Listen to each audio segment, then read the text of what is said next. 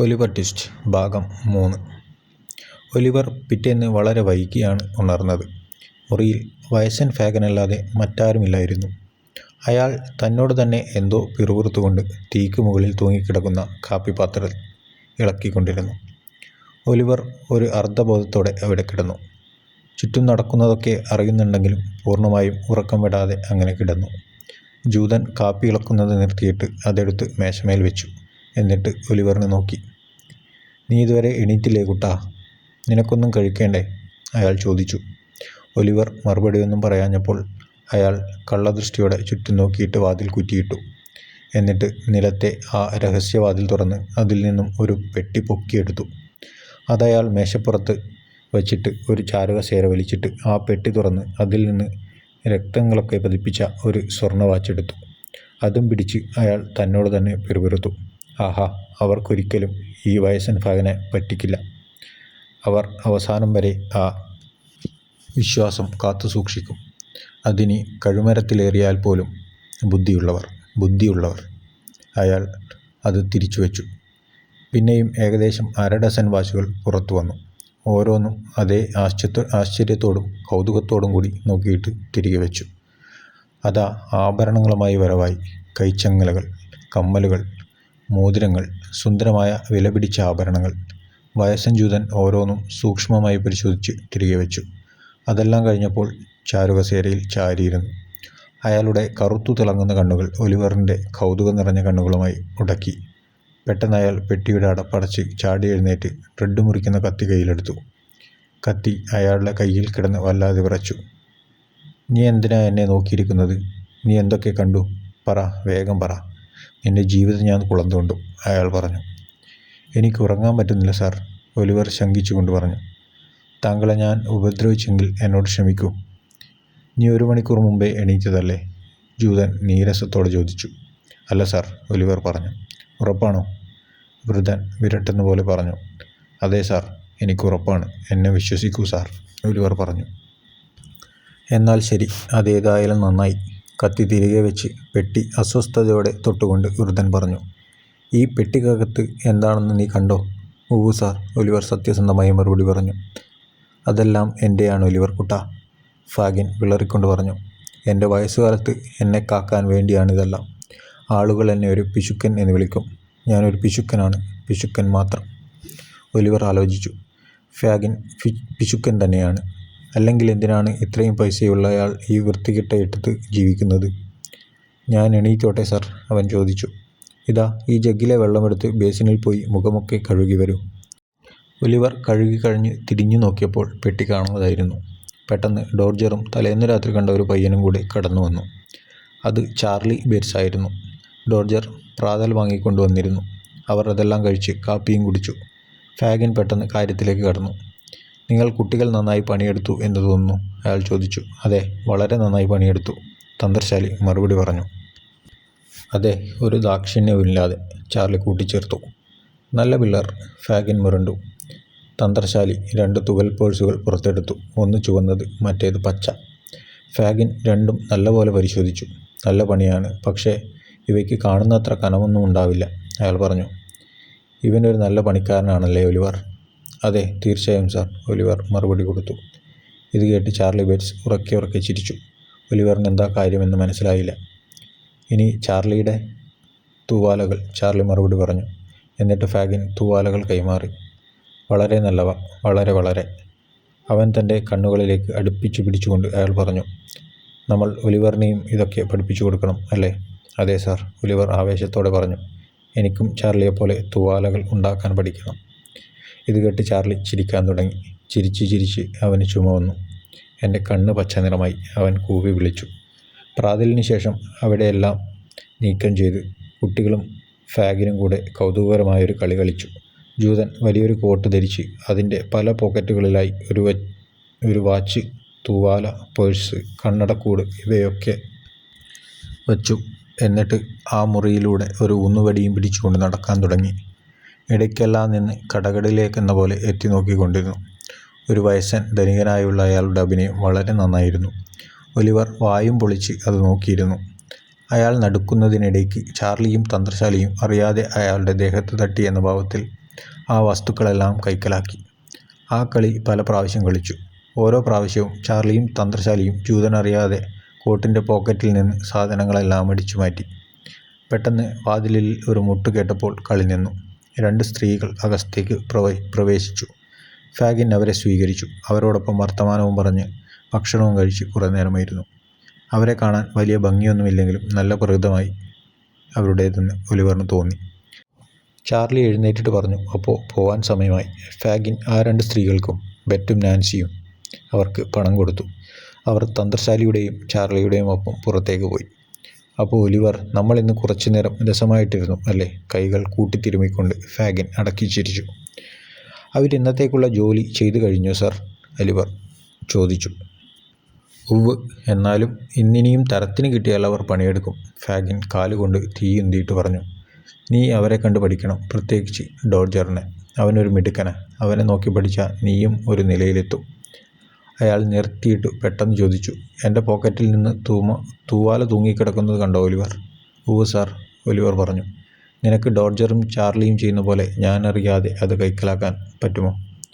എനിക്ക് പറ്റുമെന്ന് തോന്നുന്നു സാർ എന്ന് പറഞ്ഞിട്ട് അവൻ വൃദ്ധൻ്റെ പിന്നാലെ കൂടി. ഡോഡ്ജറും ചാർലിയും ചെയ്യുന്നത് പോലെ പതുക്കെ പൊക്കിയിട്ട് തൂവാല വലിച്ചെടുത്തു. എടുത്തോ, നീ എടുത്തോ? ഫാഗിൻ കരയുന്ന പോലെ ചോദിച്ചു. ദാ സാർ, നന്നായി കുട്ടി.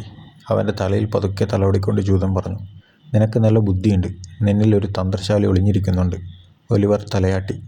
എന്നാലും അവൻ ആലോചിക്കുകയായിരുന്നു, എങ്ങനെയാണ് ഈ കളി കളിച്ചാൽ വലിയ ആളാവാനാകുക? ഫാഗിൻ തന്നേക്കാൾ വളരെ മുതിർന്ന ആളല്ലേ? അതിനാൽ കാര്യങ്ങളൊക്കെ നല്ലവണ്ണം അറിയുന്നുണ്ടാവും. ദിവസങ്ങൾ ഇത്തരത്തിൽ പോയിക്കൊണ്ടിരുന്നു. ഒലിവർ ചാർലിയും ഡോഡ്ജറുമൊത്ത് കൈത്തൂവാലകൾ എടുക്കുന്ന കളി നന്നായി പഠിച്ചു കഴിഞ്ഞു. അവനാകെ മടുത്തു. ആ ചെറിയ മുറിയിൽ തടവിലാക്കപ്പെട്ട പോലെ അവന് തോന്നി. അവൻ ഫാഗിനോട് ഇരുന്ന് ചോദിച്ചു, ആ പിള്ളേരുടെ ഒപ്പം പണിക്ക് പോയിക്കോട്ടെ എന്ന്. അവനതിനായിട്ടില്ല എന്നാണ് ജൂതൻ്റെ മറുപടി. പെട്ടെന്ന് കിട്ടുന്ന തൂവാലകളുടെ എണ്ണം കുറഞ്ഞു വന്നു. കുട്ടികൾ വെറും കൈയുമായി തിരികെ വന്നു. അതിനനുസരിച്ച് മേശമേലുള്ള ഭക്ഷണത്തിൻ്റെ അളവും കുറഞ്ഞു വന്നു. അതായിരിക്കണം ഫാഗിനെ അവസാനം സമ്മതിപ്പിക്കാൻ ഇടയായത്. ഒരു ദിവസം ഒലിവർ ചാർലിയുടെയും ഡോഡ്ജറിൻ്റെയും ഒപ്പം പുറത്തേക്ക് പോയി. ശ്രദ്ധിക്കണം, അവൻ്റെ മേലൊരു കണ്ണ് വേണേ, അയാൾ അവർക്ക് മുന്നറിയിപ്പ് നൽകി. പോക്കറ്റിനകത്ത് കൈ പൂഴ്ത്തി വെച്ച് ചാർലിയും ഡോഡ്ജറും നടന്നു. അവർക്ക് നടുവിലായി ഒലിവറും. അവരവിടെയെല്ലാം ജോലിയെടുക്കുകയാണ്. എന്തുതരം ജോലിയായിരിക്കും എന്നോർത്ത് ഒലിവർ അത്ഭുതപ്പെട്ട് നടക്കുകയായിരുന്നു. ചാർലി വഴിയരികിൽ കിടന്ന കടകളിൽ നിന്ന് ഉള്ളിയും ആപ്പിളും ഒക്കെ അടിച്ചു മാറ്റി കോട്ടിൻ്റെ ഉള്ളിലെ വലിയ കീശയിലിടുന്നത് ഒലിവർ ശ്രദ്ധിച്ചു. പെട്ടെന്ന് അവൻ്റെ കോട്ടിലെ നിഗൂഢ അറകൾ നിറഞ്ഞു തൂങ്ങാൻ തുടങ്ങി. ഡോഡ്ജർ അരികിലൂടെ നടന്നു നീങ്ങിയ കുട്ടികളുടെ തൊപ്പി വലിച്ചെടുത്ത് ദൂരേക്ക് പറപ്പിച്ച് സ്വയം രസിക്കുന്നുണ്ടായിരുന്നു. ഒലിവറിന് അവർ രണ്ടുപേരും ചെയ്യുന്നത് തീരെ ഇഷ്ടപ്പെടുന്നുണ്ടായിരുന്നില്ല. തിരിച്ചു പോകണോ വേണ്ടയോ എന്ന് ആലോചിച്ചു കൊണ്ടിരുന്നപ്പോൾ പെട്ടെന്ന് ഡോഡ്ജർ നിന്നു. ദാ ആ പുസ്തകക്കടയിൽ ഒരു പഴയ ചരക്ക്, അയാൾ കൈ ചൂണ്ടിക്കൊണ്ട് പറഞ്ഞു. ഒലിവർ ചുറ്റും നോക്കിയപ്പോൾ ഒരു വൃദ്ധനായ മാന്യൻ പുസ്തകക്കടയിൽ നിൽക്കുന്നു. അയാൾ പച്ച സൂട്ട് ധരിച്ച് തലമുടക്കി ഒതുക്കി വെച്ചിട്ടുണ്ടായിരുന്നു. നല്ലൊരു മുളവടി ഉണ്ടായിരുന്നു അയാളുടെ കയ്യിൽ. കടയിൽ നിന്നെടുത്ത ഒരു പുസ്തകം വായിക്കുന്നതിൽ മുഴുകിയിരിക്കുകയായിരുന്നു അയാൾ. ആ മാന്യനോ? ഒലിവർ ഒന്നും മനസ്സിലാകാത്ത പോലെ ചോദിച്ചു. അതെ, അയാൾ പറ്റും, ഡോഡ്ജർ പറഞ്ഞു. എന്താ ഡോഡ്ജർ ഉദ്ദേശിച്ചതെന്ന് ഒലിവർ ചോദിക്കുന്നതിന് മുമ്പേ അവൻ ആ തിരക്കിലൂടെ ആ വൃദ്ധൻ്റെ അടുത്തെത്തി. അയാളുടെ പട്ടുതൂവാല കൈക്കലാക്കി. ഒലിവർ അത് കണ്ട് ഞെട്ടിത്തെരിച്ചു. ഒറ്റയടിക്ക് വാച്ചുകൾ, തൂവാലകൾ, ആഭരണങ്ങൾ, കളി മുഴുവൻ അവന് മനസ്സിലായി. താനൊരു കൂട്ടം പോക്കറ്റടിക്കാരുടെയും കള്ളന്മാരുടെയും കൂട്ടത്തിൽപ്പെട്ടിരിക്കുന്നു. അവൻ നിന്നിടത്ത് ഉറച്ചുപോയി, പേടിച്ച് മിണ്ടാനാവാതെ. ആ സമയം കൊണ്ട് ചാർലിയും ഡോഡ്ജറും ഒരു ഇടവഴിയിലൂടെ അപ്രത്യക്ഷമായിരുന്നു. ഒലിവർ ഭയന്ന് ചുറ്റും നോക്കി. പതുക്കെ കാലുകൾ അനക്കി. ആ നിമിഷം ആ വൃദ്ധൻ തൻ്റെ തൂവാല കാണാതിരിക്കുന്നത് തിരിച്ചറിഞ്ഞു. ഒലിവർ ഓടിപ്പോകുന്നത് ആ വൃദ്ധൻ കണ്ടു. അവനാണ് കള്ളൻ എന്ന് തെറ്റിദ്ധരിച്ച് അയാൾ അലറി. കള്ള, നിൽക്കവിടെ എന്ന് പറഞ്ഞ് ഒലിവറിൻ്റെ പിറകെ അയാൾ ഓടാൻ തുടങ്ങി. ആ 2 വാക്കുകൾ ആ നഗരത്തെരുവുകളിൽ ഒരു മന്ത്രം പോലെ അലയടിച്ചു. പെട്ടെന്ന് എല്ലാവരും അവരവർ ചെയ്തുകൊണ്ടിരുന്ന ജോലി നിർത്തി ചുറ്റും കൂടി. ആൾക്കൂട്ടം ഒന്നായി വളരെ ഉറക്കത്തിൽ വിളിച്ചു പറഞ്ഞു. കള്ള, നിക്കടാ അവിടെ. ചാർലിയും ഡോഡ്ജറും കൂടി നിൽക്കുന്ന ആളുകൾക്കൊപ്പം ചേർന്നു. അപ്പോൾ ആരും അവരെ സംശയിക്കില്ലല്ലോ. പാവം ഒലിവർ. അവൻ സകല ശക്തിയും സംഭരിച്ചു ഓടി. ഇടയ്ക്ക് ശ്വാസം നിൽക്കുന്നത് പോലെ തോന്നി. അവനൊന്ന് നിന്ന് ശ്വാസമെടുക്കാൻ നോക്കിയപ്പോൾ ഒരു വലിയ മനുഷ്യൻ അവൻ്റെ മുഖമടച്ച് ഒറ്റയടി കൊടുത്തു. അവൻ നിലത്ത് വീണു. വായിൽ നിന്നും ചോരയൊലിക്കുന്നുണ്ടായിരുന്നു. ആ വൃദ്ധൻ്റെ പേര് മിസ്റ്റർ ബ്രൗൺലോ എന്നായിരുന്നു. അയാൾ ആൾക്കൂട്ടം വകഞ്ഞു മാറ്റി മുന്നിലേക്ക് വന്നു. നിലത്തിരിക്കുന്ന കൊച്ചുപയ്യനെ കണ്ട് അദ്ദേഹം ഒന്ന് നിന്നു. പാവം കുട്ടി, അവന് മുറിവ് പറ്റിയോ? അയാൾ ചോദിച്ചു. ഉവ്വ്, ഞാനാണടിച്ചത്, വലിയ മനുഷ്യൻ അഭിമാനത്തോടെ പറഞ്ഞു. മിസ്റ്റർ ബ്രൗൺലോ അയാളെ വെറുപ്പോടെ നോക്കി. അപ്പോൾ അവിടേക്ക് ഒരു പോലീസുകാരൻ കടന്നു വന്നു. എവിടെ ആ കൊച്ചു തെമ്മാടി? പോലീസുകാരൻ ഒച്ചവെച്ചു. അയാൾ ഒലിവറിൻ്റെ കോളറിൽ പിടിച്ചു പൊക്കി. അവൻ്റെ കോട്ട് തന്നെ അതോടെ കീറിപ്പോയി. ഞാനല്ല അത് ചെയ്തത്. അത് മറ്റൊരു ചെറുക്കനാ ചെയ്തത്. ഞാനൊന്നും ചെയ്തില്ല, ഒലിവർ ഇരന്ന് പറഞ്ഞു. ഇങ്ങോട്ട് വാടാ, പോലീസുകാരൻ പറഞ്ഞു. നമുക്ക് നോക്കാലോ. അയാൾ അവനെ അവിടം മുതൽ കോടതി വരെ വലിച്ചിഴച്ചു കൊണ്ടുപോയി. അവരെ ആകാംക്ഷ നിറഞ്ഞ ആൾക്കൂട്ടം പിന്തുടരുന്നുണ്ടായിരുന്നു. അവിടെ വെച്ച് അവരവനെ പരിശോധിച്ചു. എന്നാൽ അവർക്ക് അവൻ്റെ കയ്യിൽ നിന്ന് തൂവാല കണ്ടെത്താനായില്ല. അവർ അവനെ ഒരു തുറങ്കിലേക്ക് വലിച്ചിട്ട് വാതിലടച്ചു. മിസ്റ്റർ ബ്രൗൺലോ തനിക്ക് പരാതിയൊന്നുമില്ല എന്ന് പറഞ്ഞെങ്കിലും അതെല്ലാം ബധിരരുടെ ചെവികളിലേക്കാണ് ചെന്നു വീണത്. ഒലിവറിനെ കണ്ടപ്പോൾ തന്നെ അദ്ദേഹത്തിന് മനസ്സിലായി അവൻ ഒരു കള്ളനല്ലെന്ന്. അവൻ്റെ മുഖവും ഭാവവുമെല്ലാം നല്ല പരിചയമുള്ള ആരെയോ ഓർമ്മിപ്പിച്ചു. എന്നാൽ ആരാണെന്ന് എത്ര ആലോചിച്ചിട്ടും മനസ്സിലായില്ല. പോലീസുകാരൻ അവനെ മജിസ്ട്രേറ്റിൻ്റെ മുൻപിൽ ഹാജരാക്കണം എന്ന് തന്നെ പറഞ്ഞുകൊണ്ടിരുന്നു. ഫാങ് എന്നു പേരായ ന്യായാധിപൻ ശുണ്ഠി പിടിച്ച വികൃതനായ മര്യാദകെട്ട ഒരു ഉദ്യോഗസ്ഥനായിരുന്നു. ബ്രൗൺലോവിന് ആദ്യ കാഴ്ചയിൽ തന്നെ അയാളെ പിടിച്ചില്ല. ഒലിവറിൻ്റെ ഭാഗത്തു നിന്ന് ഒരു വാക്കുപോലും കേൾക്കാതെ അയാൾ 3 മാസത്തെ ജയിൽവാസം വിധിച്ചു. ഒരു തടിച്ചു കൊഴുത്ത മനുഷ്യൻ വന്നില്ലായിരുന്നെങ്കിൽ ആ അനാഥ കുഞ്ഞ് ഇപ്പോഴും അകത്തായനെ. നിൽക്കൂ അയാൾ കിതച്ചു. അവൻ നിരപരാധിയാണ്. അത് ചെയ്തത് മറ്റൊരു പയ്യനാണ്. ഞാൻ അവനെ കണ്ടു. ഇവന് എന്താ നടക്കുന്നതെന്ന് പോലും അറിയില്ലായിരുന്നു. അയാൾ ആ പുസ്തക കച്ചവടക്കാരനായിരുന്നു. അയാൾ സംഭവം മുഴുവൻ കണ്ടുകൊണ്ടിരിക്കുകയായിരുന്നു. ഒലിവർ കുറ്റവിമുക്തനായി. അവൻ കോടതിക്ക് പുറത്ത് ഒരു ബെഞ്ചിൽ ബോധം കെട്ട് വിളർന്ന് കിടന്നു. മിസ്റ്റർ ബ്രൗൺലോ പെട്ടെന്നൊരു വണ്ടിക്കാരനെ വിളിച്ച് ഒലിവറിനെ അതിനകത്ത് കയറ്റി ആ കച്ചവടക്കാരനെയും കൂട്ടി ഓടിച്ചുപോയി. ചാർലിയും ഡോഡ്ജറും ഒലിവറിനെ പോലീസ് പിടിച്ച ഉടനെ ചെറുവഴികളിലൂടെ നടന്ന് അപ്രത്യക്ഷമായി. അവർ ഫാഗിൻ്റെ അടുത്തെത്തി. വയസ്സനവരുടെ കാലച്ച പുറത്തു കേട്ടപ്പോഴേ മനസ്സിലായി 2 പേരെ തിരികെ വന്നിട്ടുള്ളൂ എന്ന്. എന്തായത്? അയാൾ പിറുപിറുത്തു. മൂന്നാമനെവിടെ? ചാർലിയെയും ഡോഡ്ജറെയും കണ്ടപ്പോൾ അയാൾ കണ്ണുകൾ തിളങ്ങി ഭീഷണിപ്പെടുത്തുന്ന പോലെ തോന്നി. ഒലിവർ എവിടെയെന്നാണ് ചോദിച്ചത്. അവനെന്തു പറ്റി? പറ. അയാൾ ഡോഡ്ജറുടെ കോളറിന് കുത്തിപ്പിടിച്ചു. ഡോഡ്ജർ ചുമച്ചുപോയി. അവൻ കുടുങ്ങി. ഞങ്ങളുടെ കുഴപ്പമല്ല. ഡോഡ്ജർ പ്രതിഷേധിച്ച് ജൂതൻ്റെ കയ്യിൽ നിന്നും സ്വന്തം ഉടുപ്പ് വിടിയിച്ചു. അടുത്തത് തനിക്കാണ് അടികൊള്ളാൻ പോകുന്നതെന്ന് കരുതി ചാർലി നിലവിളിക്കാനും ആക്രോശിക്കാനും ഒക്കെ തുടങ്ങി. ഫാഗിനൊരു ബിയർ പാത്രം എടുത്ത് അത് ഡോഡ്ജറിന് നേരെ എറിയാൻ തുടങ്ങി. എന്നാൽ ചാർലിയുടെ ഗോഷ്ഠികൾ കണ്ട് ഉന്നം തെറ്റി അത് അവൻ്റെ നേർക്ക് ചെന്ന് വീണു. ഇവിടെ എന്തൊക്കെയാണ് നടക്കുന്നത്? ഞാനെങ്ങനെ ഈ ബിയറിൽ കുളിച്ചു? ഒരു പരുക്കനായ മുഴക്കമുള്ള ശബ്ദം ചോദിച്ചു. ദാ വന്നിരിക്കുന്നു നശിച്ചവൻ. 30 വയസ്സുള്ള തടിച്ച ഒരു കൊഴുത്ത ആൾ കടന്നു വന്നു. അയാൾ തൻ്റെ ദേഹത്തു നിന്നും ക്ഷൗരം ചെയ്യാത്ത മുഖത്തു നിന്നും ഒരു വൃത്തികെട്ട തുണി കൊണ്ട് ബിയർ വടിച്ചു കളയുകയായിരുന്നു.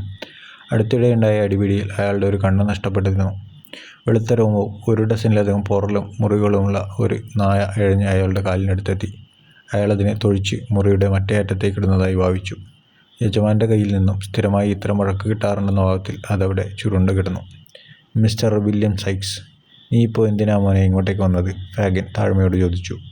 ഈ അഭിനയമൊന്നും എൻ്റെ അടുത്ത് വേണ്ട, അയാൾ വലിയ വശയിൽ തിരിച്ചു പറഞ്ഞു. നിനക്കെൻ്റെ പേരറിയാമല്ലോ ഇല്ലേ? ആ, ബില്ലിങ്ങനെ ഒച്ചവെക്കല്ലേ, ഫാഗൻ പറഞ്ഞു. മദ്യം കഴിച്ചുകൊണ്ട് ഒലിവർ പോലീസിൻ്റെ കയ്യിൽപ്പെട്ട കഥ അവർ വിസ്തരിച്ച് പറഞ്ഞു. നമ്മളെക്കുറിച്ച് അവൻ പറഞ്ഞു കൊടുക്കുമോ എന്നതാണ് എൻ്റെ പേടി, ബിൽ, ഫാഗൻ പറഞ്ഞു. അതെ, അങ്ങനെ സംഭവിക്കാം, സൈക്സ് അതിനോട് യോജിച്ചു. അയാൾ വീട് കയറി കക്കുന്ന കുപ്രസിദ്ധനായ ഒരു കള്ളനായിരുന്നു. ഒലിവറിന് എന്ത് സംഭവിച്ചു എന്ന് നമ്മൾ കണ്ടുപിടിക്കണം, സൈക്സ് പറഞ്ഞു. ആരെങ്കിലും മജിസ്ട്രേറ്റിൻ്റെ ഓഫീസിൽ പോകണം. അവനെ ജയിലിലടച്ചിട്ടുണ്ടെങ്കിൽ അവൻ പുറത്തു വരുന്നതുവരെ കാത്തിരുന്നിട്ട് അവനെ നമ്മൾ സംരക്ഷിക്കണം. അവനെ വെറുതെ വിട്ടുവെങ്കിൽ അവനെ തിരികെ കൊണ്ടുവരണം. എല്ലാവരും നിശബ്ദരായി. കാരണം ആരും പോകാൻ തയ്യാറായില്ലായിരുന്നു. പുറത്ത് കാലൊച്ചകൾ കേട്ടു. ബെറ്റും നാൻസിയും കടന്നു വന്നു. ഞാനിപ്പോൾ കാണണമെന്ന് വിചാരിച്ചതേയുള്ളൂ, ഒരു ചിരിയോടെ ഫാഗൻ പറഞ്ഞു. ബെറ്റ്, നീ ഒന്ന് മജിസ്ട്രേറ്റിൻ്റെ ഓഫീസിൽ ചെന്നിട്ട് ഒലിവറിന് എന്ത് പറ്റി എന്ന് അന്വേഷിക്കണം. പോവില്ലേ നീ? അയ്യോ ഇല്ല ഫാഗൻ, ബെറ്റ് ഉറപ്പിച്ചു പറഞ്ഞു. അവർക്ക് എന്നെ അറിയാം, എനിക്ക് അവിടെ ഒന്നും ചെല്ലാനാവില്ല. നാൻസി പോവും, സൈക്സ് പറഞ്ഞു. അവിടെ ആർക്കും ഇതുവരെ അറിയില്ല. നാൻസിയെ കൈക്കൂലിയും പുകഴ്ത്തലും ഭീഷണിയും ഒക്കെ കൊണ്ട് വശത്താക്കി ഒലിവറിൻ്റെ സഹോദരിയാണെന്ന ഭാവത്തിൽ അവിടെ ചെന്ന് കോടതി ഉദ്യോഗസ്ഥരോട് വിവരങ്ങൾ അന്വേഷിച്ചു വരാം എന്ന് സമ്മതിപ്പിച്ചു. ഫാഗിൻ അവൾക്ക് ഒരു വൃത്തിയുള്ള ഏപ്രൺ ഒരു വൈക്കോൽ തൊപ്പി, ചെറിയൊരു കുട എന്നിവയൊക്കെ സമ്മാനിച്ചു. എൻ്റെ പൊന്നനിയനെവിടെ, എൻ്റെ നോളി? അവൾ കള്ളക്കണ്ണീരോട് ഒഴുക്കിക്കൊണ്ട് മുഖം കുനിച്ച് അഭിനയിച്ചു. അത് കണ്ടുകൊണ്ടിരുന്നവർ ചിരിച്ച് ഒരു പാകമായി. സൈക്സും ഫാഗനും അവിടെ കാത്തിരുന്നു. ആ സമയത്ത് ഒലിവർ മിസ്റ്റർ ബ്രൗൺലോയുടെ പെൻഡോവില്ലയിലുള്ള വീട്ടിൽ നിന്നും തൻ്റെ ദുസ്വപ്നത്തിൽ നിന്ന് പുറത്തു വന്നുകൊണ്ടിരിക്കുകയായിരുന്നു. പനിയുടെ മയക്കത്തിൽ കുറേ ദിവസം കിടന്നു. ഒരു ദിവസം ഒരു ദുസ്വപ്നത്തിൽ എന്ന പോലെ ഉണർന്നു. ഞാൻ എവിടെയാ? എന്നെ എവിടെയാ കൊണ്ടുവന്നിട്ടിരിക്കുന്നത്? ഞാൻ ഇവിടെയല്ലല്ലോ ഉറങ്ങാൻ കിടന്നത്. അവൻ ക്ഷീണിച്ച സ്വരത്തിൽ തല പതുക്കെ തലയണയിൽ നിന്ന് ഉയർത്തി ചോദിച്ചു. പെട്ടെന്ന് കിടക്കയുടെ തലയ്ക്കലുള്ള തിരശ്ശീല മാറ്റിക്കൊണ്ട് വീട്ടുജോലിക്കാരിയുടെ വേഷം ധരിച്ച് അമ്മ മുഖമുള്ള ഒരു സ്ത്രീ പ്രത്യക്ഷപ്പെട്ടു. മിസ്റ്റർ ബ്രൗൺലോ അവനെ കൊണ്ടുവന്ന അന്നു മുതൽ അനാഥനായ ആ നിഷ്കളങ്ക മുഖമുള്ള കുഞ്ഞിനോട് അവർക്ക് വല്ലാത്ത ഇഷ്ടം തോന്നിയിരുന്നു. അവർ പതുക്കെ അവൻ്റെ മുഖത്തേക്ക് വീണുകിടന്നിരുന്ന സ്വർണ്ണ നിറമുള്ള മുടി തലോടി. ഒന്നുമില്ല മോനെ, നീ ഇപ്പോൾ ഉറങ്ങി. നിനക്ക് നല്ല പനിയായിരുന്നു. ഈ കിടക്കയിൽ കുറേ ദിവസമായി കിടക്കുന്നു. വളരെ മൃദുവായ കരുണ നിറഞ്ഞ ശബ്ദത്തിലാണ് ഇതെല്ലാം പറഞ്ഞത്. വളരെ സ്നേഹത്തോടെയാണ് അവർ അവനെ നോക്കിയത്. ഒലിവർ അവരുടെ കൈകളിൽ അവൻ്റെ കുഞ്ഞു കൈകളിലെടുത്ത് സ്വന്തം കഴുത്തിന് ചുറ്റി. മിസ്സിസ് ബെഡ്വിൻ ഒലിവറിൻ്റെ ആ പ്രവൃത്തിയിൽ വല്ലാതെ ഉലഞ്ഞുപോയി. നിറഞ്ഞ കണ്ണുകളോടെ അവർ അത്ഭുതപ്പെട്ട് പറഞ്ഞു. വല്ലാത്തൊരു കുഞ്ഞു തന്നെ. എന്ത് കൗതുകമാണ് കാണാൻ. എനിക്ക് പകരം ഇവൻ്റെ അമ്മയാണ് ഇവിടെ ഇരിക്കുന്നതെങ്കിലോ? അവൾക്ക് എന്തു തോന്നിയേനെ? ചിലപ്പോൾ അവൾ എന്നെ അങ്ങ് സ്വർഗത്തിലിരുന്ന് കാണുന്നുണ്ടാവും, ഒലിവർ പറഞ്ഞു. ഇപ്പോൾ ഒന്നും മിണ്ടണ്ട കുട്ടി, മിസ്സിസ് ബെഡ്വിൻ കണ്ണുകൾ തുടച്ചുകൊണ്ട് പറഞ്ഞു. നിനക്ക് തീരെ വയ്യായിരുന്നു. നീ കുറച്ച് ദിവസം കൂടെ വിശ്രമിക്കണം. ഒലിവർ അതെല്ലാം അനുസരിച്ചു. ഒരു ചായയും ടോസ്റ്റും കഴിച്ചിട്ട് അവൻ പിന്നെയും മയങ്ങി. ഇത്തവണത്തെ മയക്കം നല്ലൊരു വിശ്രമം നൽകി. എഴുന്നേറ്റപ്പോൾ അവന് നല്ല ആരോഗ്യവും ഉത്സാഹവും ഉണ്ടായിരുന്നു. അവന് താഴെ നിലയിലുള്ള ഭക്ഷണമുറിയിലെ ഒരു കസേരയിൽ ഇരിക്കാമെന്നായി. മിസ്സിസ് ബെഡ്വിൻ അവന് കൊഴുത്ത സോപ്പും ടോസ്റ്റുമൊക്കെ നൽകി. അവനതെല്ലാം ആർത്തി പിടിച്ച് കഴിച്ചു. കഴിച്ചുകൊണ്ടിരുന്നപ്പോൾ അവൻ വിചാരിച്ചു, ഇതൊന്നും നേർപ്പിച്ചാൽ 350 അനാഥർക്കെങ്കിലും നൽകാം. ഭക്ഷണത്തിൽ നിന്ന് കണ്ണെടുത്തപ്പോൾ അവൻ ഒരു സുന്ദരിയായ യുവതിയുടെ ചിത്രം എതിരെയുള്ള ചുവരിൽ കണ്ടു. അവൻ എന്തെന്നറിയാതെ ആ ചിത്രത്തിൽ വല്ലാതെ ആകൃഷ്ടനായി. അവൻ ആ സുന്ദരമായ ചിരിയിൽ നിന്നും തരളമായ നോട്ടത്തിൽ നിന്നും കണ്ണെടുക്കാനായില്ല. അതാരാ ആ പടത്തിൽ? എന്തു ഭംഗിയാ അവരെ കാണാൻ, ഒലിവർ ബെഡ്വിനോട് ചോദിച്ചു. എനിക്കറിയില്ല മോനെ, അവർ ഉത്തരം പറഞ്ഞു. അത് നിന്നെ വിഷമിപ്പിക്കുന്നുണ്ടോ? നീ അധികം ആയാസപ്പെടരുത്. നിനക്കിപ്പോഴും നല്ല ക്ഷീണമുണ്ട് എന്ന് പറഞ്ഞിട്ട് ആ സ്ത്രീ അവൻ്റെ കസേര തിരിച്ചിട്ടു. ഇപ്പോൾ ആ പടം അവൻ്റെ പിറകിലായി. എന്നാൽ എപ്പോഴും അവന് മനക്കണ്ണിൽ അത് വ്യക്തമായി കാണാമായിരുന്നു. അപ്പോൾ മിസ്റ്റർ ബ്രൗൺലോ വന്നു. അവന് സുഖമായി എന്ന് കണ്ടപ്പോൾ അയാൾക്ക് വലിയ സന്തോഷമായി. ആ വിളർത്ത കുഞ്ഞിനെ കണ്ടപ്പോൾ അയാളുടെ മനസ്സിലെ കരുണ വീണ്ടും ഉണർന്നു. നിനക്കിപ്പോൾ എങ്ങനെയുണ്ട്? അവൻ കാർക്കശ്യത്തോടെ ചോദിച്ചു. എനിക്ക് നല്ല സുഖമുണ്ട്. എന്നോട് കാണിച്ച ദയവിന് നന്ദിയുണ്ട് സാർ. എന്നിട്ട് അവൻ നന്ദിയോടെ മിസ്റ്റർ ബ്രൗൺലോവിനെ നോക്കി. എന്നോട് ദേഷ്യമുണ്ടാവില്ലെന്ന് ഞാൻ വിചാരിക്കുന്നു. പെട്ടെന്ന് അദ്ദേഹത്തിൻ്റെ കണ്ണുകൾ അവൻ്റെ തലയ്ക്ക് മുകളിലെ പടത്തിൽ പെട്ടു. ആ കുട്ടിയുടെ മുഖം, അതിലെ കണ്ണുകൾ, ഓരോ അവയവവും ആ പടത്തിലെ സ്ത്രീയുടെ ജീവിച്ചിരിക്കുന്ന പതിപ്പാണെന്ന് അയാൾക്ക് തോന്നി. അയാൾ അത്ഭുതം കൊണ്ട് ഒരു ശബ്ദമുണ്ടാക്കി. നോക്കൂ ബെഡ്വിൻ, ഇത് രണ്ടും ഒരുപോലില്ലേ? ഒലിവറിന് എന്താ സംഭവിക്കുന്നതെന്ന് മനസ്സിലായില്ല. ഒരു ഞെട്ടൽ താങ്ങാനുള്ള ശേഷിയും അവനുണ്ടായിരുന്നില്ല. അവൻ അറിഞ്ഞു വന്നപ്പോഴേക്കും ആ ചിത്രം മാറ്റിയിരുന്നു. നാൻസി ആ പോലീസ് സ്റ്റേഷൻ്റെ പിൻവാതിലിൽ കൂടെയാണ് അകത്തേക്ക് പ്രവേശിച്ചത്. അവൾ എല്ലാ തുറങ്കിലും എത്തി നോക്കി. എന്നാൽ അതിലൊന്നും ഒലിവർ ഉണ്ടായിരുന്നില്ല. എൻ്റെ പാവം അനിയനെവിടെ? നോളി, നോളി എന്ന് പറഞ്ഞ് അവൾ പൊട്ടിക്കരഞ്ഞു. എന്താ, ആരെയാ നോക്കുന്നത്? പോലീസുകാരൻ പതുക്കെ ചോദിച്ചു. ഒരു കുഞ്ഞു പയ്യൻ, എൻ്റെ അനിയൻ ഒലിവർ. അവനെ മജിസ്ട്രേറ്റിന് മുന്നിൽ ഹാജരാക്കിയെന്ന് കേട്ടു. അവനെ ആ പരാതിപ്പെട്ടയാൾ തന്നെ രക്ഷിച്ചു കൊണ്ടുപോയി. ആ പുസ്തക കച്ചവടക്കാരൻ വന്ന് പറഞ്ഞു അവൻ കുറ്റമൊന്നും ചെയ്തിട്ടില്ലെന്ന്. അവനിപ്പോൾ എവിടെയാണെന്ന് അറിയാമോ സാർ? നാൻസി കണ്ണുകൾ തുടച്ചുകൊണ്ട് ചോദിച്ചു. അവനെ നോക്കാൻ ഞാനല്ലാതെ മറ്റാരുമില്ല. എനിക്കറിയില്ല അവനെ എങ്ങനെ ഈ കുഴപ്പത്തിൽ ചെന്ന് ചാടിയെന്ന്. ആ മനുഷ്യൻ വണ്ടിക്കാരനോട് പെൻഡോവിൽ എന്ന് പറയുന്നത് കേട്ടു. സംശയമൊന്നും തോന്നാതെ ആ ഓഫീസർ പറഞ്ഞു. തൻ്റെ ഉദ്യമം ജയിച്ചതിൽ സന്തുഷ്ടയായ നാൻസി നടന്നു നീങ്ങി. അവൾ ഈ വിവരം ഫാഗിനും സൈക്സിനും കൈമാറി. നന്നായി, അവൻ ഇതുവരെ നമ്മളെ ഒറ്റിക്കൊടുത്തിട്ടില്ല, ജൂതൻ പറഞ്ഞു. നമ്മൾ പക്ഷേ എല്ലാം ഒന്നടച്ചിട്ട് ഇവിടുന്ന് കുറച്ച് ദിവസത്തേക്ക് മാറി നിൽക്കണം. ഇനി അവനെങ്ങനെ പറഞ്ഞു കൊടുത്തിട്ടുണ്ടെങ്കിലോ? ചാർലി പോയി അവനെപ്പറ്റി കിട്ടാവുന്ന വിവരമൊക്കെ ശേഖരിക്കുക. സൂക്ഷിക്കണം കേട്ടോ. ഫാഗിൻ അയാൾക്ക് പിന്നിലുള്ള വാതിലടച്ചു. അയാൾ ഡോഡ്ജർക്കും നാൻസിക്കും നേരെ തിരിഞ്ഞു. അവനെ കണ്ടുപിടിച്ചു തിരികെ കൊണ്ടുവരാൻ ഞാൻ നിങ്ങൾക്ക് രണ്ടുപേരെയും ആശ്രയിക്കുകയാണ്.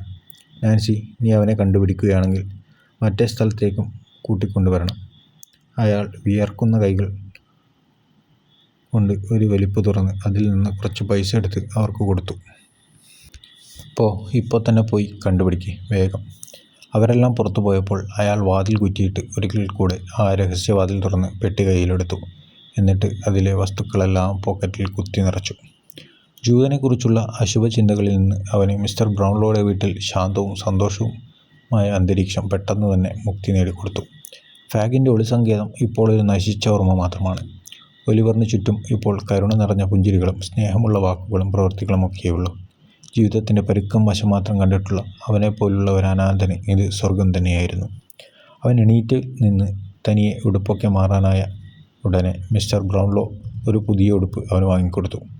അത്തരത്തിലൊന്ന് അവന് ജീവിതത്തിൽ ആദ്യമായി കിട്ടുന്നത്. ഒരു ദിവസം മിസ്റ്റർ ബ്രൗൺലോ അവനെ തൻ്റെ പഠനമുറിയിലേക്ക് വിളിപ്പിച്ചു. ഒലിവർ ആ മുറിയിലെ നിലം മുതൽ മുകൾ തട്ട് വരെ അടുക്കി വെച്ചിരിക്കുന്ന പുസ്തകം കണ്ട് ആകൃഷ്ടനായെന്ന് കണ്ടപ്പോൾ അയാൾ ചോദിച്ചു, നിനക്കിതൊക്കെ ഒന്ന് വായിച്ചു നോക്കണമെന്നുണ്ടോ? ഓ സാർ, ഇവിടെ കുറേ വലിയ പുസ്തകങ്ങളുണ്ടല്ലോ, ഒലിവർ പറഞ്ഞു. നീ വായിച്ചോളൂ എന്ന് പറഞ്ഞ് ചിരിച്ചുകൊണ്ട് ബ്രൗൺലോ അവൻ്റെ തലയിൽ പതുക്കെ തലോടി. നീ ഒരു നല്ല കുട്ടിയായി ഇരുന്ന് എനിക്ക് തലവേദനകളൊന്നും ഉണ്ടാക്കാതിരുന്നാൽ മതി. നിനക്കൊരു വലിയ മനുഷ്യനായി ഒരു പുസ്തകമൊക്കെ എഴുതേണ്ടേ? വേണ്ട, ഒലിവർ പറഞ്ഞു. എനിക്കതെല്ലാം വായിച്ചാൽ മതി. എന്ത്, ഒരു പ്രശസ്തനായ എഴുത്തുകാരനാവണ്ടെന്നോ? ഒലിവർ ഒന്നാലോചിച്ചിട്ട് പറഞ്ഞു. ഞാനൊരു പുസ്തക കച്ചവടക്കാരനായിക്കൊള്ളാം. അത് കേട്ട് മിസ്റ്റർ ബ്രൗൺലോ പൊട്ടിച്ചിരിച്ചു. ഇപ്പോൾ വന്നിവിടെ ഇരിക്ക്. അയാൾ ശാന്തനായി അടുത്തേക്ക് ഒരു കസേര വലിച്ചിട്ടു. എനിക്ക് നിന്നോട് ഗൗരവമുള്ളൊരു കാര്യം സംസാരിക്കാനുണ്ട്. വൃദ്ധൻ്റെ മുഖത്തെ ശാന്തഗംഭീരഭാവം കണ്ട് ഒലിവർ ഭയന്നു. അയ്യോ, എന്നെ ഇവിടുന്ന് പടഞ്ഞു വിടുവാൻ പോവുകയാണോ? അങ്ങനെ മാത്രം പറയില്ല സാർ, അവൻ ഇരക്കും പോലെ പറഞ്ഞു. എന്നെ ആരും കൂട്ടില്ലാതെ ഈ തെരുവിൽ അലയാൻ വിടല്ലേ. ഞാനിവിടെ ഒരു വേലക്കാരനെ പോലെ കഴിഞ്ഞോളാം. ഈ പാവം ചെക്കനോട് ദയ കാണിക്കണം സാർ. ഒലിവറിൻ്റെ സങ്കടം കണ്ട് മിസ്റ്റർ ബ്രൗൺലോ വല്ലാതായി. ഇല്ല മോനെ, എന്തെങ്കിലും പ്രശ്നം ഉണ്ടാക്കിയാലല്ലാതെ നിന്നെ ഞാൻ പറഞ്ഞു വിടുകയില്ല. ഞാൻ ഒരിക്കലും നിങ്ങൾക്കൊരു പ്രശ്നവും ഉണ്ടാക്കില്ല സാർ, ഒലിവർ ഉറപ്പിച്ചു പറഞ്ഞു. ഇത് കേൾക്കുമ്പോൾ എനിക്ക് വലിയ സന്തോഷമുണ്ട്. ഞാൻ സഹായിച്ച ചിലരെല്ലാം എന്നെ പറ്റിച്ച് കടന്നു കളഞ്ഞിട്ടുണ്ട്. എന്നാലും എന്തുകൊണ്ടോ എനിക്ക് നിന്നെ വിശ്വാസമാണ്. ഇനി എന്നോട് സത്യം പറയൂ, നീ എങ്ങനെയാണ് ആ തെമ്മാടിക്കൂട്ടത്തിൽ ചെന്നുപെട്ടതെന്ന്? എനിക്കറിയാം നീ ഒരു അനാഥനാണെന്ന്. അതെനിക്ക് വിശ്വസിക്കാവുന്നൊരിടത്തു നിന്ന് കിട്ടിയ അറിവാണ്.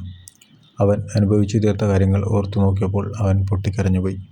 പതുക്കെ ശാന്തനായി മിസ്റ്റർ മാനിനെ കണ്ടതു മുതലുള്ള കാര്യങ്ങൾ പറയാൻ തുടങ്ങി.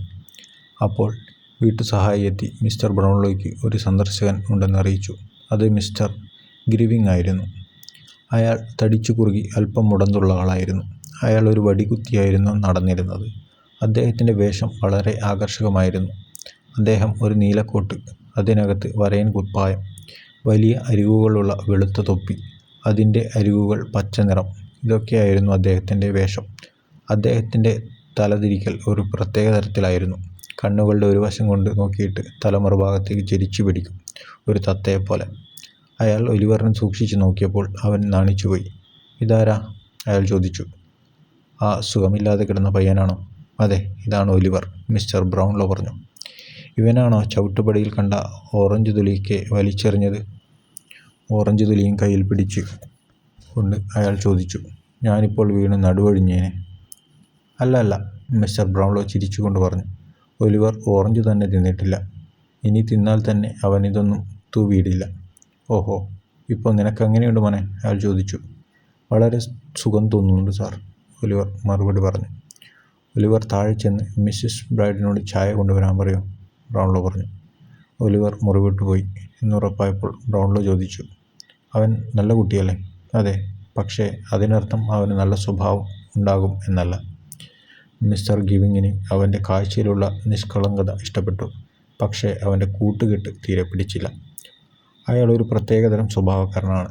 അയാൾ അത്രയൊന്നും എളുപ്പം തൻ്റെ അഭിപ്രായം മാറ്റില്ല. തൻ്റെ സുഹൃത്ത് ഒലിവറിനെ ഇത്ര പെട്ടെന്ന് വിശ്വസിച്ചതിൽ അയാൾക്കാകെ വെറുപിടിച്ചിരിക്കുകയാണ്. ആവശ്യമായ സംഗതികളൊക്കെ അന്വേഷിച്ചറിഞ്ഞോ എന്ന് നേരത്തെ ചോദിച്ചപ്പോൾ അവനൊന്ന് സുഖപ്പെടട്ടെ എന്നാണ് ബ്രൗൺലോ മറുപടി പറഞ്ഞത്. അയാൾക്ക് പനി പിടിച്ചു കിടക്കുന്ന ആ കുട്ടിയെ വിഷമിപ്പിക്കാൻ താല്പര്യമില്ലായിരുന്നു. എനിക്ക് തോന്നുന്നത് അന്നു മുതൽ കാര്യസ്ഥനോട് വീട്ടിലെ പ്ലേറ്റുകളൊക്കെ എണ്ണമെടുക്കാൻ പറയേണ്ടിയിരിക്കുന്നു എന്നാണ് മിസ്റ്റർ ഗിവിങ് പുച്ഛത്തോടെ പറഞ്ഞു. ഞാൻ അവൻ്റെ ജീവൻ വേണമെങ്കിൽ പന്തയം വയ്ക്കാം. ഒലിവറിൻ്റെ നല്ല സ്വഭാവമാണെന്ന് തെളിയിക്കാൻ ബ്രൗൺലോ പറഞ്ഞു.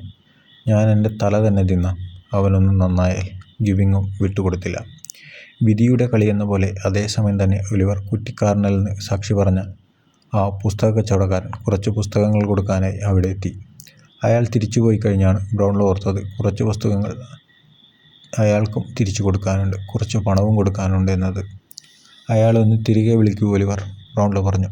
ഒലിവർ വീട്ടുജോലിക്കാരിയുടെ കൂടെ 2 വശങ്ങളിലേക്ക് അന്വേഷിച്ചു പോയെങ്കിലും അവർക്ക് ആ പയ്യനെ കണ്ടെത്താനായില്ല. എന്താ, ആ ഒലിവറിൻ്റെ കയ്യിൽ പുസ്തകം കൊടുത്തയച്ചാൽ? ഒരു കള്ളനോട്ടത്തോടെ ഗിവിങ് ചോദിച്ചു.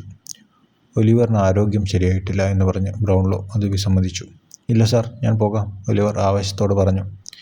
എനിക്ക് വഴിയൊക്കെ അറിയാം, ഞാൻ ഒറ്റയോട്ടത്തിന് പോയിട്ട് വരാം. ശരി കുട്ടി, ഇതാ 5 പൗണ്ടും പുസ്തകങ്ങളും. നീ ബാക്കി കൊണ്ടുവരണം കേട്ടോ, ബ്രൗൺലോ പറഞ്ഞു. ഒലിവറിന് വലിയ സന്തോഷമായി. തനിക്ക് ചെയ്തു തരുന്ന ഉപകാരങ്ങൾക്കെല്ലാം പകരമായി എന്തെങ്കിലുമൊക്കെ ചെയ്യാൻ അവന് നല്ല ആഗ്രഹമുണ്ടായിരുന്നു. അവൻ തൻ്റെ തൊപ്പിയെടുത്ത് ധരിച്ച് പുറത്തേക്ക് ഒറ്റ ഓട്ടം ഓടി. നമ്മൾ അവസാനമായി അവനെ കണ്ടു കഴിഞ്ഞു, മിസ്റ്റർ ഗിവിങ് പറഞ്ഞു. ഇല്ലെങ്കിൽ ഞാൻ എൻ്റെ തല തിന്നാം. അവൻ തിരിച്ചു വരും. ഒലിവറിൻ്റെ തട്ടിപ്പുകാരൻ്റെ ഒരു കണിക പോലുമില്ല. അവൻ്റെ പുറത്ത് ഒരു ജോഡി പുതിയ ഉടുപ്പുണ്ട്, കുറേ പുതിയ പുസ്തകങ്ങളും, പിന്നെ 5 പൗണ്ടും. അവൻ അവൻ്റെ തെമ്മാടി കൂട്ടുകാരെ തേടിപ്പോകും. ഞാൻ പന്തയം വയ്ക്കാം. നമുക്ക് നോക്കാം. ഒരു 20 മിനിറ്റിനുള്ളിൽ അവൻ മടങ്ങി വരും, ബ്രൗൺലോവും പറഞ്ഞു. അവർക്കിടയിലുള്ള ക്ലോക്കിൽ 20 മിനിറ്റ് കടന്നു പോകുന്നതെന്ന് കാത്ത് അവർ ഇരുന്നു.